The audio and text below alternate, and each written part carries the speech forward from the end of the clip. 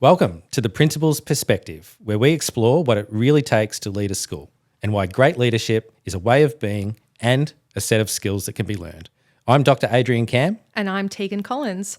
Whether you're leading a school, an organisation, or preparing for your next leadership move, we're here to break down the strategies, challenges, and real-life moments that define leadership today. This podcast is your guide to navigating leadership with clarity, confidence, and impact. Let's get into today's episode. Today's episode is Courageous Leadership, making the tough calls and leading through crisis. As we know, Teagan, leadership is not for the faint of heart. Leadership isn't tested in the easy moments, and the role demands clarity in the face of uncertainty, conviction when the stakes are high, and the courage to act when others hesitate. It's about doing what's right, not just what's easy. And courageous leadership isn't about being fearless, but it's about leading with integrity even when fear is present. It's about making decisions that may not be popular, but are necessary. And it's about being calm in the chaos and the voice of reason when emotions run high. I'm really looking forward to this episode, Teagan, and today we're going to cover off a range of issues relating to courageous leadership and leading through a crisis. We're going to talk about how you can be the operational and emotional anchor in a crisis. We can talk about shaping culture on the run, and we can talk about providing stability through transparency whilst maintaining confidentiality and balancing action with care, because crisis management, as we know, has a human impact. So we're going to talk about empathy, communication, and the crisis management incident response. But Teagan, I really wanted to start the episode today by talking about the definition of a crisis. So when we talk about a crisis in schools, what are we talking about? I'm hoping you could share some specific examples.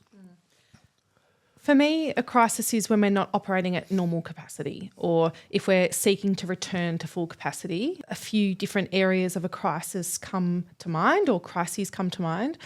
And I think just by way of starting the conversation today and building off your introduction is that we operate in a school environment where we have thousands of students, their parents, their broader community, our broader community, hundreds of staff, their families, and we operate within this really complex human-centred environment. So an unfortunate reality of a principal and a leadership team's role in schools is navigating and managing these crises. So whilst it's not the leading conversation that we want to always be having, it's a really important part of what we do and a really important part of how we function as an executive team in these moments, because it is, unfortunately, a reality of the job. So I was thinking about emergency crises, whether that be a physical emergency in terms of lockdown or fire. I think that's probably the one that most people would think of first. Then I start thinking about things that feature in our business continuity plan, which I know we'll talk through today, whether that be a loss of power, loss of water, the bus transit systems go down, or it might be train networks, for example, in schools that are closer into Melbourne City, or IT systems perhaps. Thinking about tragedy, and whether that be injury or loss of a community member and the degrees of the impact that may have. Looking at data breaches, cybersecurity issues. They're, for me, some of the key things that come to mind. And then, of course, there's the media crises or the reputational management or damage that can be done, which may not necessarily be something that is in our control, but how we manage that. Could be student behaviour. And that unfolds in the media. How do we respond to that? So the landscape is complex, the crises are varied, and we need to be able to respond to those matters in a timely, empathetic, efficient way while still holding our heads in the storm. Really important, and I think you've encapsulated the different forms of emergency response or management issues that can arise in schools all the way through to those really severe crises that we unfortunately have to deal with from time to time. I think our listeners would be really interested in our response, Teagan. So we've identified some things that could happen in schools that could be framed as a crisis. When they happen, because it's not if they happen in schools, unfortunately, it's when they happen. When they happen, how do you respond? And what are the steps that someone needs to go through? Now, for us, 3 or 4 years ago, we identified that we didn't have the correct procedures or policies in place, and we weren't equipped necessarily to deal with something that might arise. So we developed a business continuity plan, and that's something that we work together on. Do you want to walk us through the early days of the development of that business continuity plan, and then perhaps we can start unpacking what's inside that plan that helps guide us through moments of crises? Absolutely. It was a really pivotal and important moment for us as a school and a key part of our growth. I feel as though it's become a living and breathing document for us. It really was about stepping through what types of crises or critical incidents could we face and could we manage? How would we navigate them? How would we respond? And how would we facilitate or return to normal operating capacity? Or even how would we be better than where we were in terms of identifying why the crisis happened in the first place? Thinking about things like server systems, or are we cloud-based, are we on-premises, what does that look like? And if we weren't operating in the way that we should have been, post a crisis, are we then looking to improve the way that we operate? So the business continuity plan, we worked through with multiple stakeholders within the organisation. We asked every team to identify what would be a critical incident within their portfolio. So looking at things like if we needed to switch into remote learning, which I don't want to bring up the past, but we all know the way that schools had to mobilise really quickly in the face of COVID. What would we do if that came up now with our teaching teams, for example? Or even if we had certain parts of our school not operational, through to the IT team around data, cyber, systems and servers, what happens if they're offline, to things like power and water with our property and maintenance team as examples. So we workshopped and worked through all of those different layers, and then came up with a really short systems roadmap as to how we would respond in that crisis. But the important piece to that was overlaying all of this work is our response to a crisis and how the critical management team or critical incident team would mobilise if we were to face a situation like this. Let's get to that in a second, but for our listeners, the purpose of a business continuity plan is self-explanatory. It's to ensure business continuity. But I think that the key elements of a business continuity plan should include inside it the critical incident management response and plan. It should be able to articulate the identification of critical incidents. It should talk about the critical incident management team, who they are, and how they might respond in moments of crisis. And then talking about our business continuity objectives, assessments, how we activate our plan, how we implement or deliver on the plan in a moment of crisis, how we communicate, the responsibilities that all of us have as part of that team. And then, of course, closing the loop and evaluating the response and looking at the learnings that we can implement for the next time. So I think that in itself is what a business continuity plan should have inside it. But of course, context is queen, as we've talked about, and each school will have their own version of a plan like this. And other frameworks that might support this work is emergency management response. It may sit as a part of the business continuity plan, or it may sit separately in some schools. And then, as you mentioned, that critical incident management team. In some contexts, and I know we'll get into this in a little bit, but in some contexts that may just be the senior leadership team or the executive team. In other scenarios, it may be a broader subset of people, or it may be dependent on who's on site on that day, is it term break time, all the different scenarios that could unfold. But I think that whilst it's not the most exciting piece of work that leaders may think of, it's a really important piece. It's really important. And in ours, we've had a go at looking at different scenarios that could occur in terms of crisis or emergency management in the school. Now, they're pretty generic, but what they do is they create a scenario or a case study for us to be able to look at and refer to if we need. Now, as an executive team, we try and do a desktop simulation once a term on one of those scenarios. But of course, you can't cover all the different scenarios that could occur in a school in a plan. But what they do is it provides a framework. One of those, as you rightly pointed out, is a cybersecurity incident response. And that's really crucial in the current landscape because the ACSC are now reporting a critical cybersecurity incident in Australia every 6 minutes. So once again, it's not a matter of if, but it's a matter of when. And so, for instance, our scenario would articulate the current cybersecurity posture that we have as a school, as an executive, as a board. It would look at what is our current posture and maturity levels, what mitigations do we have in place, what is our stance, for instance, if we are subject to a ransomware attack and the threat actors would then be asking for a ransom. Do we pay? Do we not pay? What is our position on that? And what is our maturity level as an organisation? How often do we engage in penetration testing, for instance, to test the robustness and security of our IT systems? And then, of course, articulating the required protocols and processes and policies and procedures, key contacts and delegations in conjunction with any insurance and recovery mechanisms that we have in place to not only respond in a timely manner, but then also recover and then move forward in a better position, hopefully, than we were before. So there was all different types of incidents that we can deal with on the day-to-day in school life, Teagan, but talk me through the actual response. Let's say that an incident has occurred. What are the steps? What do we do? So we at length discussed what type of documentation would we like to support our response as part of this plan.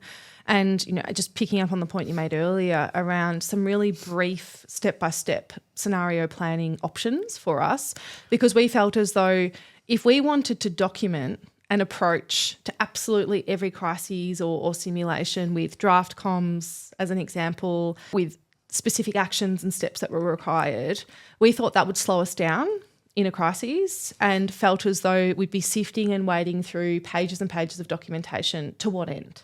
So we wanted it to be responsive, we wanted it to be agile, but we wanted it to provide a central point or a reference point in a crisis so that some of that heavy lifting and thinking work was there for us.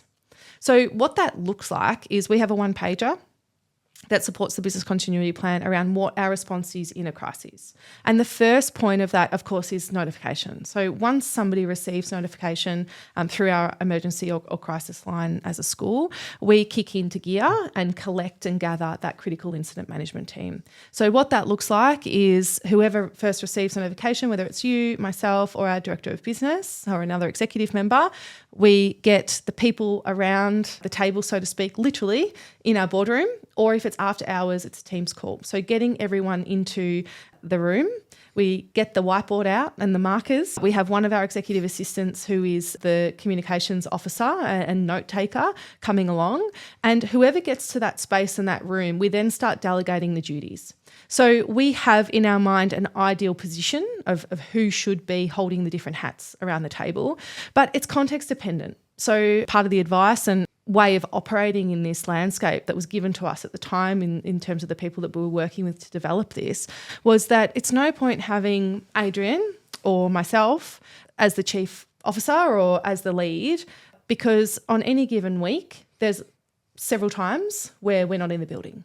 So how are we building capacity of others to be able to pick that hat up and lead that work? So it really comes down to who's in the room, who needs to be in the room, and then delegating those different positions. So making sure we have someone as the note taker, someone as comms, who's taking the lead on the response, and then delegating duties outside of that. So that is really the first critical step in terms of being able to identify what's at the heart of the matter and what is that initial response. Oftentimes in these sorts of situations, we refer to the room as the war room. It's a term that we've taken from the military, but I think it's really apt in terms of having a centralised control centre where the work is being done, where messages are being funneled through, where delegations are happening, where we're looking at stakeholder mapping, we're looking at directly responding to the incident or the crisis, but then looking at a whole range of flow-on effects that come from that. Once the crisis is contained or being managed, then what are the next steps? What do we need to do? Who do we need to communicate with? What are we communicating and why? So there were so many different layers to this, and I think it's really important for our listeners to understand that it does need to be fluid, but you do need to have clear responsibilities assigned to key people, and you need to know what to do if those people are away. I think it's a really central piece in terms of how we can navigate the complexities of a crisis and ensuring that documentation allows us to be able to make the decisions we need to make when the pressure is on. And that's something that it's really interesting. You talked about those desktop simulations that we work through with the executive team, and you can really unpack the decision, if somebody recommends, okay, this is what we do now, someone may challenge that and say, but why would we do this? Why wouldn't we take this approach?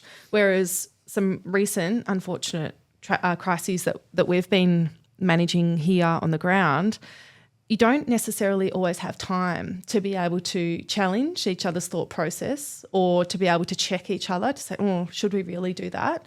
But making sure that we can stay true to our values and calm in those moments is really important. Sometimes I like to think of the principal or the person leading that work as weathering the storm and needing to be calm under pressure. But how do you actually do that? Often at times you don't know how you're going to react until you're in these situations. So I'm looking forward to getting into some of that reflective piece later in our episode today. One of my mentors and someone I worked with who is now retired once said to me, it's really important to keep your head when everyone else around you is losing theirs. And I think there's a lot of wisdom in that. But it is going slow. There is an immediacy in terms of emergency and critical incidents that you feel as though you need to react in a limited time frame. But oftentimes you can just take a breath and you can just encourage and coach those around you, particularly the critical incident management team, to go slow. Let's have a look at things from all different perspectives. What have we considered? What are we missing? And let's challenge each other on the correct response in the context that we're in. And I think as a school, without sounding too self-congratulatory, I think we've done that really well in the incidents and the emergencies that we've faced as a team, whereby we are in that war room and we are working through to the best possible outcome and response for all people here at the school. And we will challenge ourselves. And we're also very collegial. We challenge each other. So when it comes to communications or messaging, multiple eyes are always better than one set, because sometimes things might be perceived in a different way than what they're intended, and that could have an unintended outcome or a worse outcome than perhaps what you were hoping for. It's good to talk through decisions.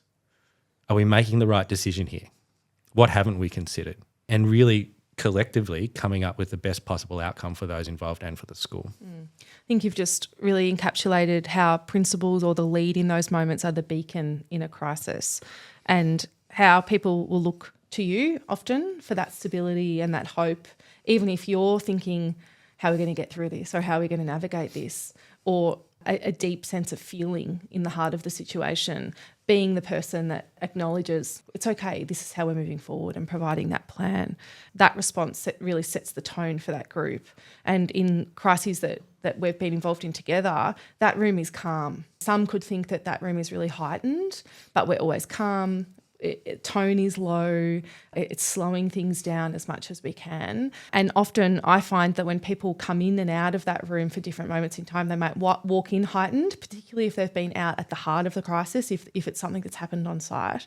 But it's about how we can encourage them to sit down, take a moment, where are things at, and so that they walk out of that room in a better place than what they walked in, because that checking in with people on the ground and people at the heart or the centre, or whether it be first responders or second responders or support staff in that response, it's really a really important piece of the puzzle.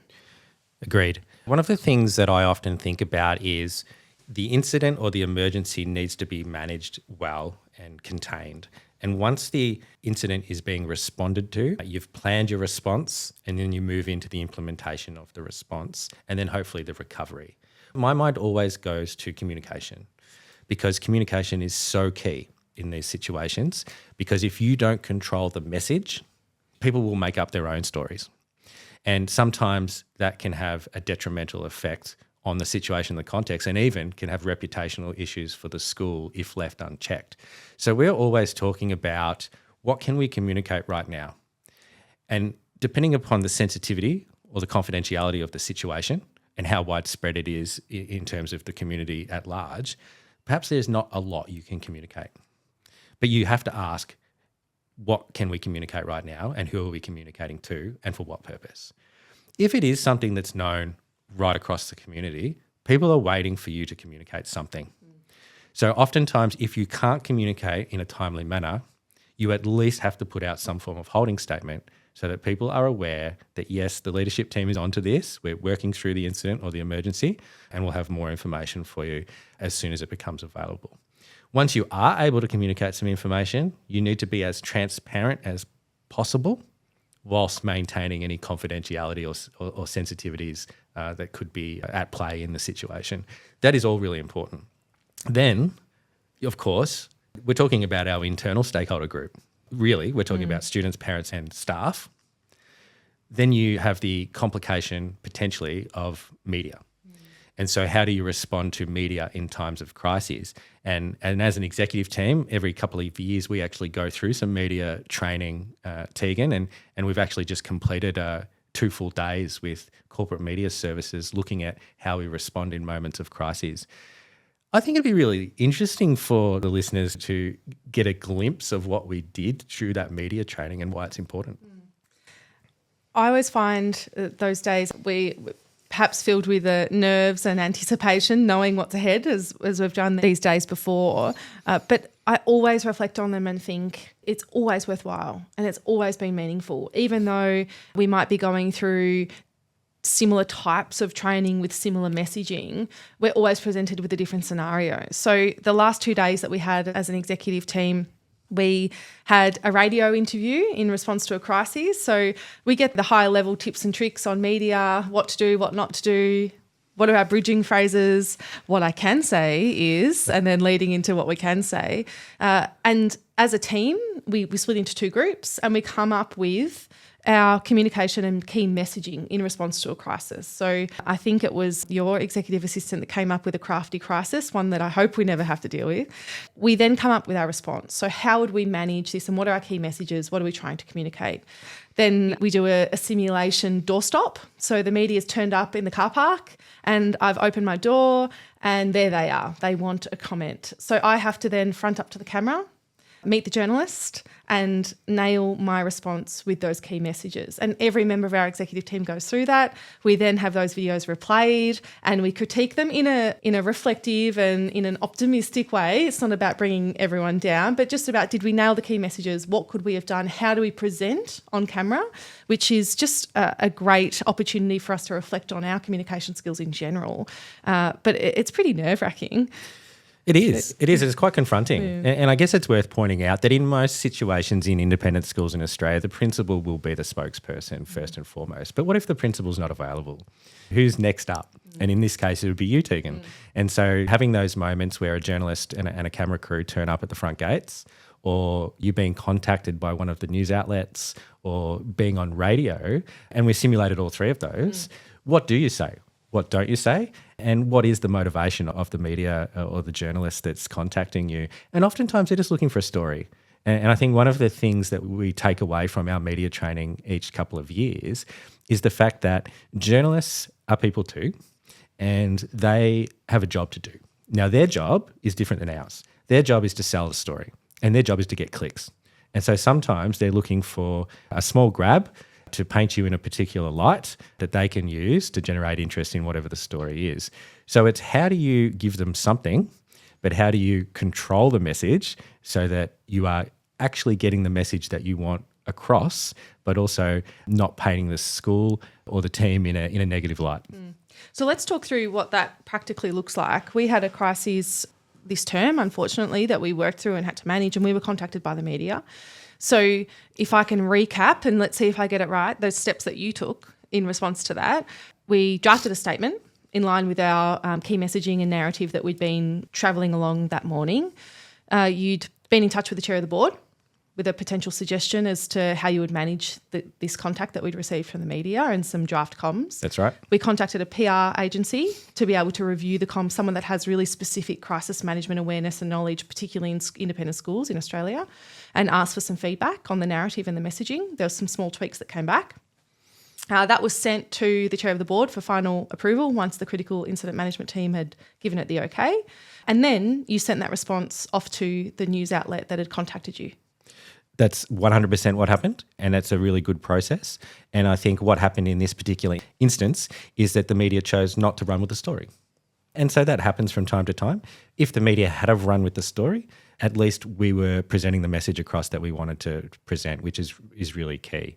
And I think the piece that we've missed in all of this, if we're talking about people who are in principal roles or aspiring to principalship in schools, the key part of all of this as a principal, in addition to what we've already covered, is making sure that you are in constant communication with your chair, because the chair doesn't like any surprises. And when we're talking about critical incidents or emergency responses, the chair needs to be informed in a timely manner with the information that they need in order to be able to continue to support the principal in their role and in their response.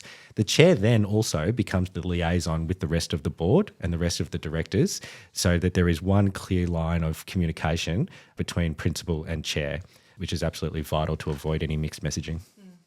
So I think we've talked about the frameworks that guide our decision making when we're facing a crisis. We've talked about some practical steps around how we actually action that when something happens on the ground. And we've talked about how principals are really important in being the beacon in the crisis and being that stabilising force, how you can have the courage to make tough decisions. And one thing that we haven't touched on yet that I'm really keen to hear your perspective on is how you manage the emotional cost of a crisis. When you're the one making the decisions and you're the one that everyone's looking to, it takes me back to that listener question that we talked about around, okay, you have a distributed leadership model, but still you're the one that people turn to in a crisis. How do you manage that? It's tough. Depending upon the nature of the critical incident or the emergency, they affect you in different ways. On one end of the spectrum, you've got, let's say, the death of a student. Horrific. Now that's going to weigh on you no matter who you are or how connected you were with that family, because that student was a member of your community. On the other end, you've got incidents that perhaps are not as serious but are still important in the life of the school. It might be students are off on Year 7 camp and there's a bushfire in the local area. What do you do? How do you manage that? But when you add them all up, because let's face it, schools are dynamic places and oftentimes you are dealing with one situation after another. Thankfully at Westbourne, we don't have to deal with these things too often, but they do come up from time to time and they can weigh really heavily on you. So the way that I rationalise it in my mind is that we are human and we do feel emotions, and that it's okay for you to not be doing okay. I think there's pain, there's struggle. Potentially you go home and your family does not get the best version of you because of what you've been dealing with over a day, or over a week, over a term, or whatever that is in your school context. But I think it's being open enough with the people that you work with to say, this is really affecting me, being open with your chair, and then trying to put a plan in place to come through the other side. You do develop a real fortitude and resilience as a principal. And something you and I have spoken about, Teagan, is the fear that I have is the danger that you become so hardened that you lose that emotionality. And I never want that. And I don't think anyone does. But it doesn't make these situations any easier to deal with. And so I think some people have an outlet outside of work that they can use to work through these situations. It might be exercise, or it might be running or cycling, or there might be some sort of hobby that they do that they can use to disconnect from their workplace, which I think is really important. Some people might like to try and internalize it themselves and work through it in different ways. Some people have supervision. We talk about executive coaching, and sometimes having a person external to the organisation that you can talk to about what happened, your response, and how you're feeling and how you're doing can be perhaps just what you need. That doesn't really provide answers, but I think it's just identifying and acknowledging that the emotional toll is real and we're human. And so it's okay to be in that moment of struggle, but the way you get through it is really up to you, but you really need to be talking with people and communicating with those around you so that they can help and they can assist you work through whatever it is you're working through. Demonstrating your humanity. Vulnerability, transparency. The episode today we're talking about courageous leadership. Part of being courageous is being really open and vulnerable. We're not machines, and we never should be. And knowing that it could hit at different times too. You know, when you're in the moment and in that crisis, you go into action mode and kick into gear. But whether it lands that night or the next morning or the next week or weeks after, and we've talked about crises perhaps that haven't necessarily needed an immediate decision based on whether it's life-threatening or putting students or our colleagues or community at risk. But going back to that comment you made about the bushfires, for example, what decision do you make? How much risk are you prepared to take? How do you get the information when you're not there? There's so many layers and complexity that you can ruminate on. It's really layered. Thanks for sharing. Really happy to share, because I think that vulnerability is something that we don't talk about enough in schools and for those who hold significant leadership positions, because it's a critical aspect of the role. Some of the feedback we've had, Teagan, about the podcast from our immediate parent community has been that they've now recognised that we're actually, they're human, because it's humanised us as leaders and given parents a different perspective or a different take on the way that we normally interact and communicate with parents and students. And so I think we need to keep coming back to that in schools, because we're not heroes, we're not unique, we're people, and things affect us. And we have lives outside of our work, and we need to acknowledge that. And that's just part and parcel of who we are. One of the things that you mentioned there, Teagan, I think that's perhaps connected to the topic of the podcast today is risk. Because we are increasingly in a litigious environment. It's a transactional environment. If parents pay tuition fees, then they expect to be treated in particular ways, and they feel entitled to different things. But the risk element in schools is only increasing, and it's becoming more heightened. And there are so many elements to school life where there is an inherent risk associated with it that it can lead potentially to moments of crisis or emergencies. Now, one thing I'm thinking about is school camps. If we wanted to minimise risk as much as possible in schools, we wouldn't offer student camps. We wouldn't offer international experiences.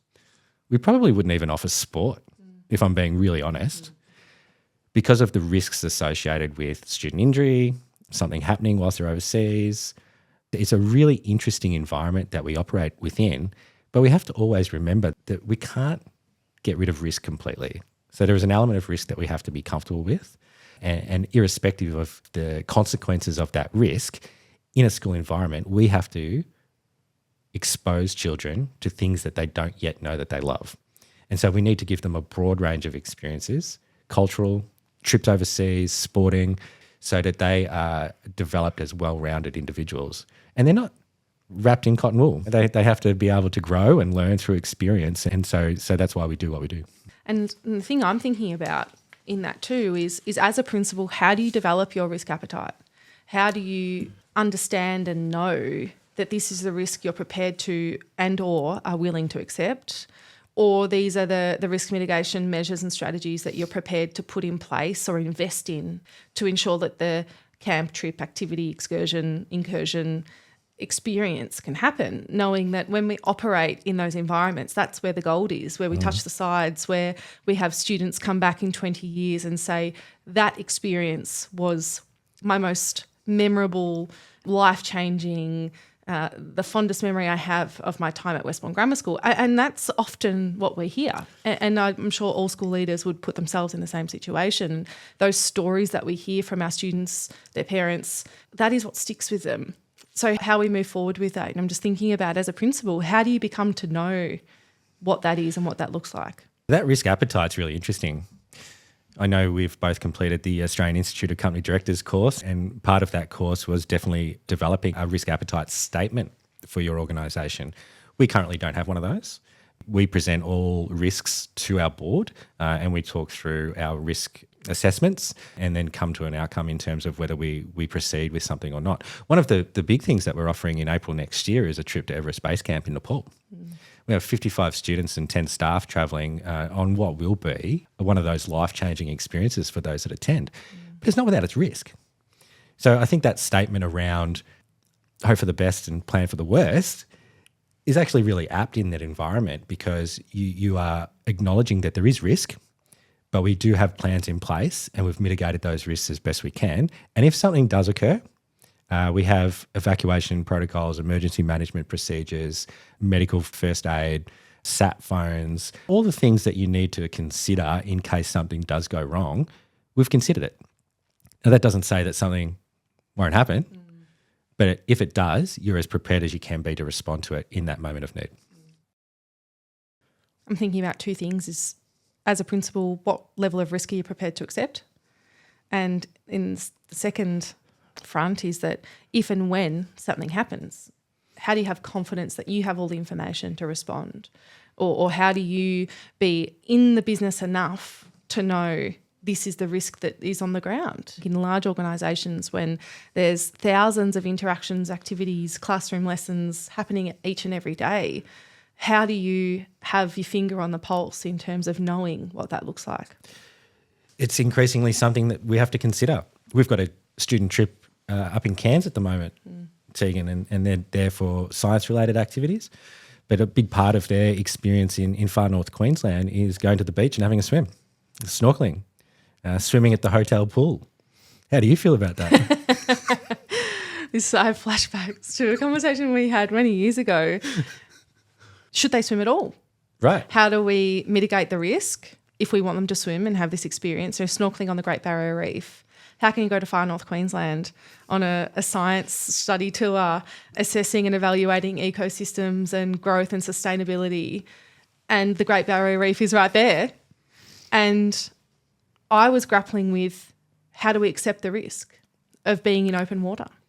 Knowing the ratios that we need, knowing the qualifications that we need on deck, knowing student abilities. I think I could probably reel off the 50 risk mitigation strategies we've gone through to make sure that the students can swim and have a really good experience. And we know when they come back from that trip, that is the highlight. But that's one that I really grappled with, of what risk was I willing to accept. I remember the conversation well, and it was a very professional but robust conversation. And your initial response was that, well, if we're going to be minimising risk, I don't think they should swim. And I challenge you on that. That's the power of us being able to work together to get the best outcome for the school. And once again, if we were going to minimise risk, they wouldn't be swimming. They probably wouldn't even be travelling to far north Queensland. But we have to provide our young people with these experiences in order for them to grow and develop as capable young people who realise our vision of shaping learners who inspire the world. I think that's a nice place to leave it in terms of how you, as a principal or as a leadership team, assess risks as they arise, or what risk you're prepared to accept.